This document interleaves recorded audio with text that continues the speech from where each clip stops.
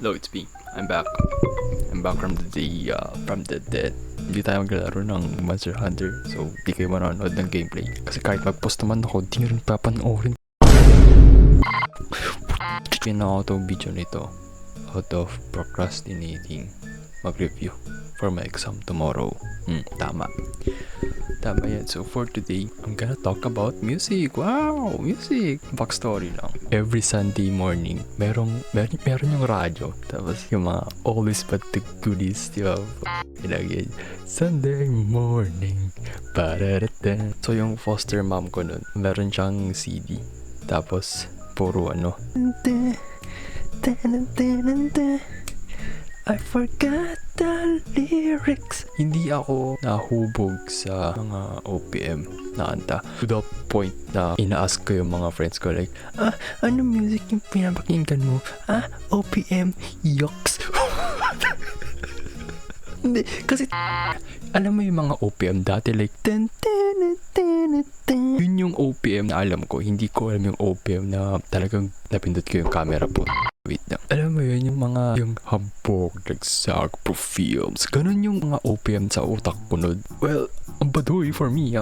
Sa utak ko like, kung yun yung OPM, ayoko makinig dun. Pero, hindi pala siya. Hindi pala yun yung OPM. Pero, yun talaga dati, like, pag local artist yung pinapakinggan mo, like, iyo. Parang ganun sa akin. Okay? Pero nagbago naman ako ngayon. Isa ding factor kung ba't pure western ako kasi yung ate ko nun, Swiftie siya, like, kasi wala pa kaming printer dati nun. Alam mo yung pagpaprint ka ng lyrics sa computer shop, ako yung inuutusan pa. Distinct na memory ko nun is pinaprint niya yung Back to December pa yun.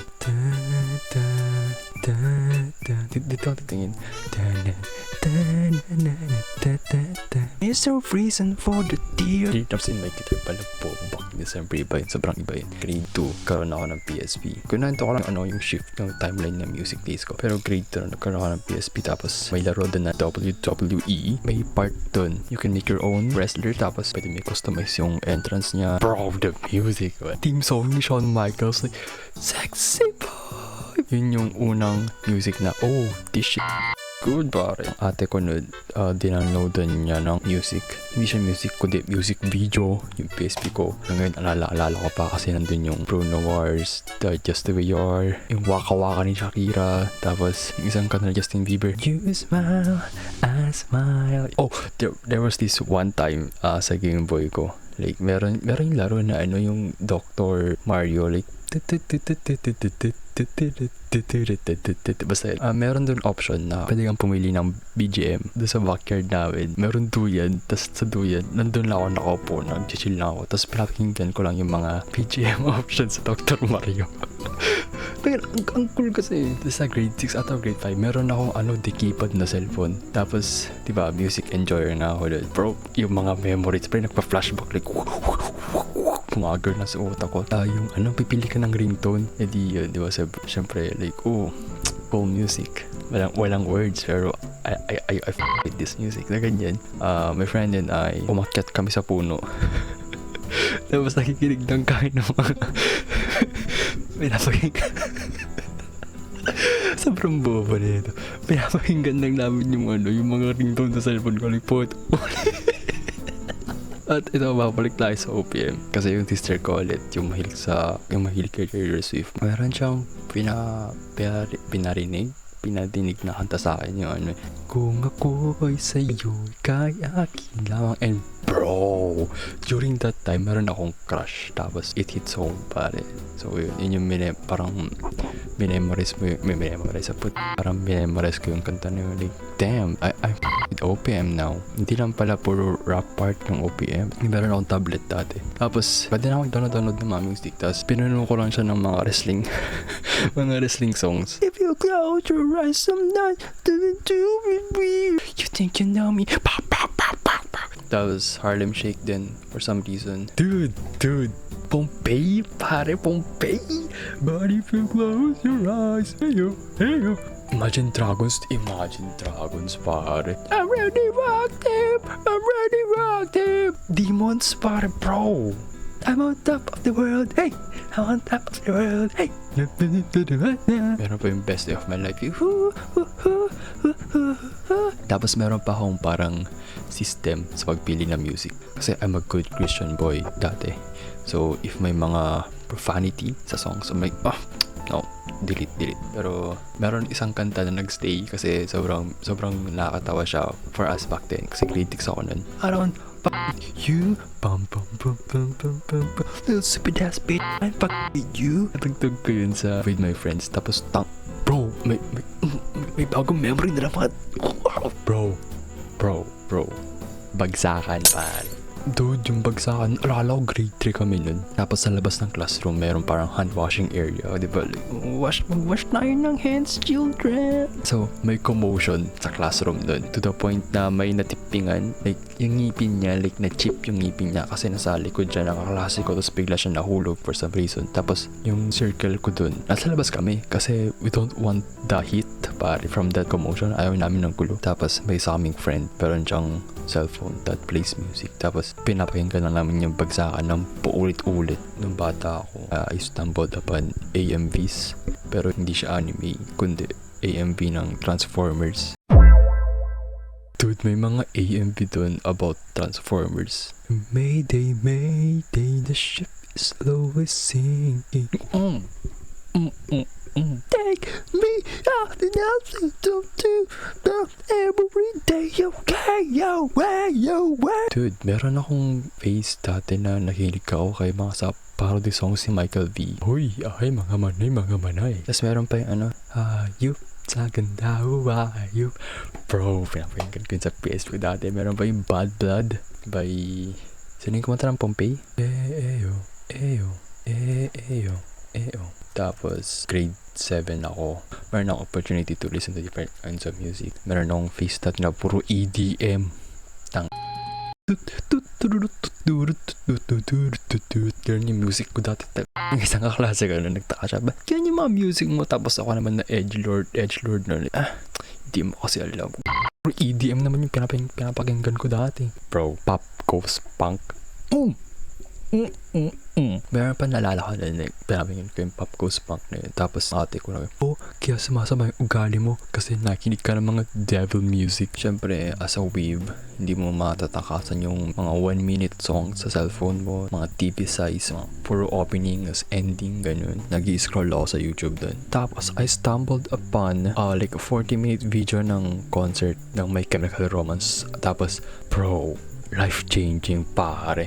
Meron na akong My Chemical Romance sa arsenal ko, tapos 21 Pilots. Doon ko na-discover yung the emo trinity or the emo square. Parang up the disco, Fall Out Boy, My Chemical Romance, tapos 21 Pilots. Doon na nagkaroon ng shift from sa music taste ko. Tapos, damn, nakalimutan ko yung K-pop. Bro, K-pop. Grade 6 kami nun. Tapos yung mga klase kong babae, like, sobrang, gusto tayo manood ng K-pop. Alam mo yung ads para sa shoes. K-pop artist yung gumaganap sa commercial. Napanood na lahat yun. Tapos syempre kami mga boys, gusto lang manood ng One Piece. Kasi during that time, may CD yung kaklase ko ng One Piece for some reason. Tapos pinapanood namin yung Dressrosa Arc. Iisa lang yung TV doon, kaya nag-aagawan. Tapos, may mga salitang binitawan tulad ng, hindi mo naman alam kung ano yung sinasabi nila, ba't gusto mo yung ganyan? Hindi mo naman nag-gets yung kanta nila, ba't pinapakinggan mo? Pero ngayon, gets ko na sila. Kapatid ko nun, she's an athlete. Tapos, merong meet, like provincial meet ata. Pagka-uwi niya dun, nagpe-play siya ng music ng Cat 7 pare. Yung maliliit sila, Just Right. Tapos twice, ua. At first, I was like, damn, can't believe na magiging K-pop sinusunuran ka. Pero ngayon, ba't mo na yung type to twice? The tables have turned, pare. Nung pandemic, I was talking to this girl. She recommended a bunch of good artists, man. Doon ko na-experience yung gagawan ka ng playlist. I was like, pakinggan mo to. Like, Pakinggan ko yung playlist niya. And lahat ng mga nagustuhan kong artist, nilista ko silang lahat. Kasi I want to listen more to their music. And napakahaba ng intro na to. Meron akong listahan dito. Papakita ko mamaya. Anyway, let's get on with the list. First up, we have Summer Salt. Lahat ng album nila, lahat ng single, bro, walang tapon pare. Ang ganda ng vibes nila. Para kang umiinom ng refreshing na drink during a very tiring day. Ganun yung feeling ko sa Somersault. Ta-na-na. Fire flower, one last time. Dun, dun, dun. Oh, bro, ang ganda ng promise, ang ganda. Like CJ7, them never writing down CJ7, them back to them. Madami silang maganda kanta. Candy Rapper, ano pa ba? Ganun, basta, bro, maganda, promise. Give it a shot. Maganda yung Somersault. Matthew Wilder, I don't remember this guy. Oh, ito yung ano, I'm never gonna break my stride, I'm never gonna hold it down, whoa, I've got to keep on moving. Oh bro, I remember one time, during pandemic to nun, sumikat yung mga meme song, tapos gumawa ako ng playlist ko. Pag gusto ko lang sumaya, pag gusto ko lang ma-lift yung mood ko, papahinggan ko yung mga yun. Nandun yung September ng Fire Red ng You Remember. Madaming kanta ng Hololive. Then one time, naliligo ako. Kumutok yung lolo ko sa CR, tapos, you know, he has to, habang naliligo ako, nakikinig ako sa playlist na yun. Tapos, hiyang-hiya ako kasi matanda na yung lolo ko eh. Like, siyempre hindi niya nag-guess. Ano ba itong pinapahinggan ng apo ko? Ba't puro hapon? Tapos, sad to say, yun yung last na memory niya sa akin kasi he died. Tapos, yun yung last na memory niya. Like, yung nag-share kami ng playlist ko during niligo ako. Tapos, tumatay siya. Nandun pa yung ano yung I'm so happy, I'm so happy, yung girl na kanta. Oh, I remember yung Tear in My Heart. Just a tear in my heart, I'm alive. Tinugtog namin yun sa school nun, with my school band. Dum dum dum dum dum dum dum dum. Bro, tell me pare, kung gagawa ka ng playlist, will you purposely insert some songs that might hint? Kasi on my part, di ko alam kung pinigay niya lang yung kanta ng Miniature Tigers na yung Like or Like Me. Kasi aminado ako, may crush ako doon, may gusto ako sa taong yun, and I didn't know if the feelings is mutual. Napakinggan ko yung kanta na yun sa playlist. I'm like, are you like hinting something? And I'm like, I'm too scared to ask, kaya hindi ko na ginalaw doon. Like, ayoko yung epal, ayoko na may mag-assume ng something. Pero dapat pa tinanong ko lang dati. Anyway, Miniature Tigers, sadly, yun lang yung tumatak sa utak ko, nakanta nila. Yun lang, yung Like or Like Me, like the rest, okay, hindi ganun ka-strong yung atake ng iba nilang kanta. Which it's sad, kasi ang daming ganong artist like, uy, ang ganda ng kanta nito, like, pakinggan ko nga lahat ng music niya. Tapos, dun nag-pick na yung music career nila sa isang song. Like, parang ganun yung feeling para sa akin. Like, and pag nakakaya, discover ako ng current artist, parang nasasayangan ako. Kasi sayang eh. Okay, sayang. I can't stop the loneliness. City Pop, pare. Pinakauna kong introduction sa City Pop is may nag-share sa Facebook na friend ko, like edit ni Colleen from MNL48. Tapos ano yung fantasy. Yan yung una kong introduction sa City Pop. Di ko alam, could be hot take or could be not, pero I prefer the older version of Maroon 5 kesa ngayon sa mga pinaproduce nilang music. Bro, hate ko yung yung Yes, for the ones for the night. Payphone? Bro, payphone? May face ako nung elementary ako. Like, di ba, pag may mga, magpakita kayo ng talents nyo kasi wala tayong gagawin. Show your talents. Dapat isa-isa pumunta sa harap. Kumanta ako ng payphone dati. I'm on the payphone trying to call home. All fairy tales are full of pero yun lang yung problema sa Maroon 5. Like, hindi na sila same sound eh. I mean, gets ko naman, like, kailangan mo to keep up with the times. Pero god damn, pare, sobrang laki ng pinagbago. Talagang visit ako dun sa memories na. Here's to the ones we got. Here's to the needs, to the needs, to the needs. Sarap iban eh. Mas bet ko yung dating Maroon 5. My sweet Lord, hallelujah. Ayun na, okay naman siya. Meron siyang kanta like, I have my mind set on you. Dude, meron siyang album like parang ambient music lang. Tapos, which is weird. Ayoko na mga ganun.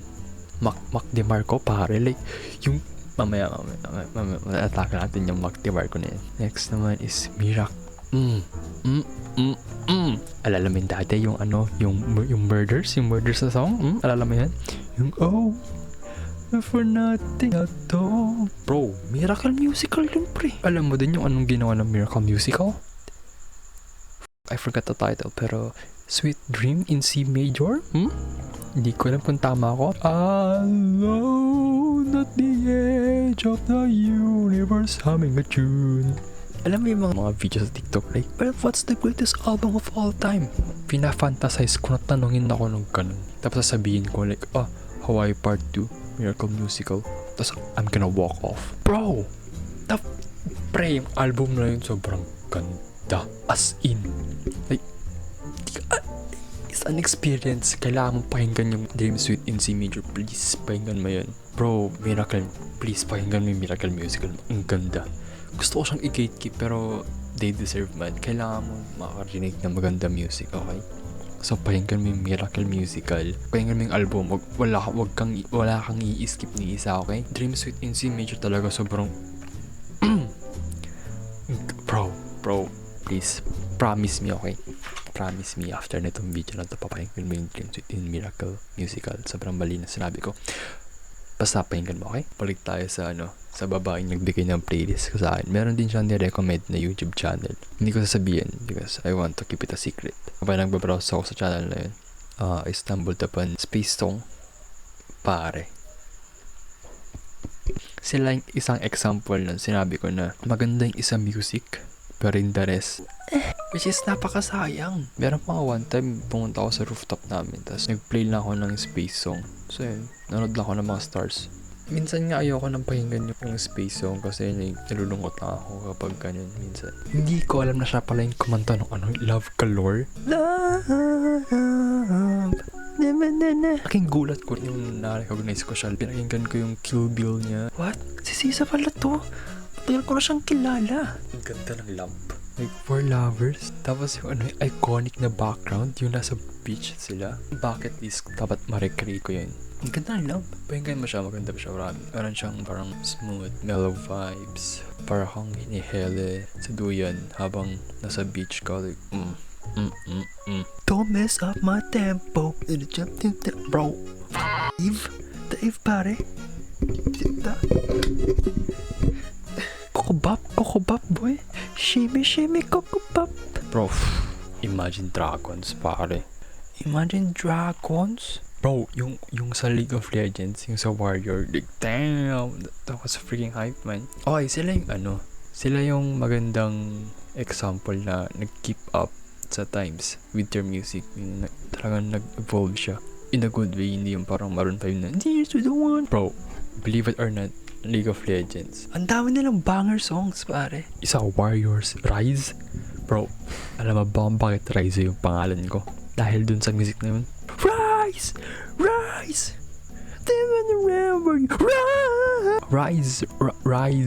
Tapos yung Arcane, yung mga music sa Arcane, pre, like, yung Guns for Hire, bro, ganda ng kantang yun. Dude, yung laban ni Jinx tapos ni Echo, bro, magandang League of Legends when it comes to music. Radiohead, sobrang ganda ng Radiohead. I'm a creep, maganda yung creep, pero maganda din yung iba nilang kanta, pare. How I Disappear. Yung lumabas yung mga AI covers, tapos merong isang AI cover na sobrang gustong gusto ko, and that is yung AI cover ni Bimo from Adventure Time. Pare, ang sarap pakinggan. Parang lang yung pag video call sa jowa mo, tapos yung jowa mo is cellphone na robot. No surprises sa boses ni Bimo. God damn! G-Idol, G-Idol pare. Dude, yung una kong sa kanila G-Idol is through my classmate. Kasi senyorita era nun. Like, paulit-ulit niyang pinapatutug yung senyorita paulit niyang pinapatugtog yung senyorita sa room namin. Na parang LSS ako kasi maganda. Senyorita! Senyorita! Bro! Tapos nalaman ko sila pala yung kamanda na oh my God! Star. May time na hanggang doon lang yung pag-consume ko ng mga songs nila. And then one time, as I was scrolling TikTok, nagpakita yung music video ng Wife. Tapos G-Idol. Hindi ko alam na sila pala yun kasi pare-parehas lang sila ng itsura sa music video na yun. Tapos bumalik ulit yung pagka-fan ko sa G-Idol. 12:38 na nagsalita ba ako tungkol sa G-Idol? Kung dapat nagre-review ako para nagkakabakas. Alam mo ba, tuwing nagbubat ako sa gym, yung mga music namin doon baka inakala nyo mga metal. Like, mga ganun testosterone-inducing music. Para hindi. Sobrang mali ka dun. Lady Gaga, Katy Perry, Beanie. Mga ganun yung music namin sa gym, pare. Bubuhat kami, Pantropiko. Ganun yung pagtugtog namin dun. Maganda kasi yung music ni Lady Gaga pa nagbubuhat. Kaya lalo na yung walk, walk, fashion baby. Bro, feel ko yung part na yun. Bubuhat ka. Tapos ka na, di ba, mag-rest ka. Tapos pupunta ka sa mga dumbbells, sa dumbbell rocks. Tapos magpiplay yung yung part ng song yung walk, walk, fashion baby. Bro, damag-dama ko yung every padya ko. Like, yung mag-introduce sila ng mga talent per generation. Tapos, kakanta lang sila. Tapos, sabihin lang nila yung pangalan nila in a very artistic way. Dude, one time, doon ako sa house ng relatives namin. Tapos, nanood lang ng mga video. Tapos, hanggang sa wala nang gumagalaw sa TV. And sa utak ko, may time to shine. So, ko din ng mata ko. Then, ayun, plinay ko lang yung Hololive something na yun. Tapos, mga weird looks nila, pare. Tapos, ako, lager lang ako sa TV screen. Hoyo Mix. Specifically, Genshin Impact, pare. Genshin Impact music. Yu Peng-chen. God damn. The music archon himself, pare. God damn. Sobrang ganda ng music ng Genshin Impact. Like, dude. Liyue music. Yung Lover's Oath. Lover's Oath. A Moon in One's Cup. Clear Night over Liyue. Dude, madaming magandang music sa Genshin. Aling isang place sa Inazuma yung mga madaming color reefs. Watatsumi Island. God damn, parang kanta ng music dun. Tapos, yung mga music na sa trailer nila sa mga bagong patches ng game. Damn! Yung mga character themes, pare. Yung music ni Zhongli, di ba? Like, tunut. Alam mo ba, naglaro ko ng Genshin pero wala music kasi kapag narinig ng nanay ko na may naglalaro ng games sa bahay, hindi pwede yun. Kaya nung nakapunta ako sa Liyue, tapos nasabi nila, oh, you will never experience it again when going to Liyue for the first time. Kasi meron yung music na accompanying experience. Wala sa akin, pare. Nagdakad lang ako sa mahabang bridge. Tapos, oh, Liyue, okay. Eh, meron pala magandang music na naghihintay para sa akin. Sobrang, bro, nakakasar. Bawat ngiti, bawat luha. God damn!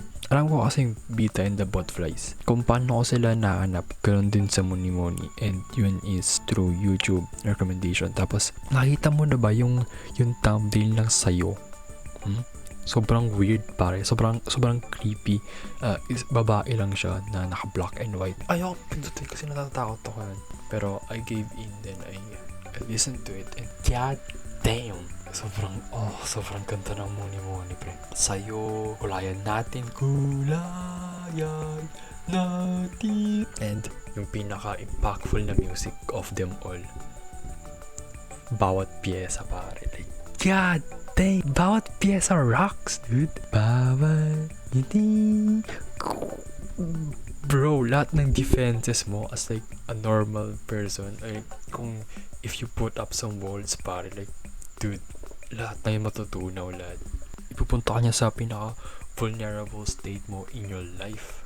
Ganun yung impact ng bawat pyesa for me.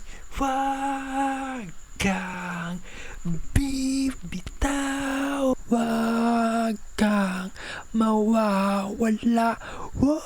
I remember one time, papunta kami sa city. Tapos plinay ko yung sayo. Tapos tangina ni Rose lang nila akong lahat doon. Alam mo yung sinabi nila? Ano ba yung pinapatugtog mo? Parang kakasimula pa lang niya magbasa. Para siyang lasing. Para siyang beginner mag-guitar. Yun nga yung ang ganda ng music na yun. Tapos sasabihin nila mga hurtful things. Ayun, nahiya na lang ako na. Pero tangina, sobrang ganda ng muni-muni pare. Pero nag-break yung band. I mean, umalis na isang member. Tapos it's not the same anymore, man. From simula to kulain natin. Top. Ganda. Putang inang ganda. Kalat chuchi, pare. Kalat fucking chuchi, man. Every May. Diba April, last day ng April. Puta na maghihintay ako mag-12. Tapos pag nag-12 na, ipapost ko na agad yung muni-muni sa IG story ko, pare. Oh, panambayo. Dude, yung guitar riff, kaya kong gawin dati yun. Kaya mong maniwala, diwag. Pero kaya kong gawin dati yun. God damn! Ang ganda ng, bro, ganda ng muni-muni, man. Pakinggan mo yung muni-muni. Walang galamay ang kahapon. God damn! Dude, that line, pare. You know what? I'm gonna call it a day kasi sobrang pagod na ako. I will continue this after my exams. Bye.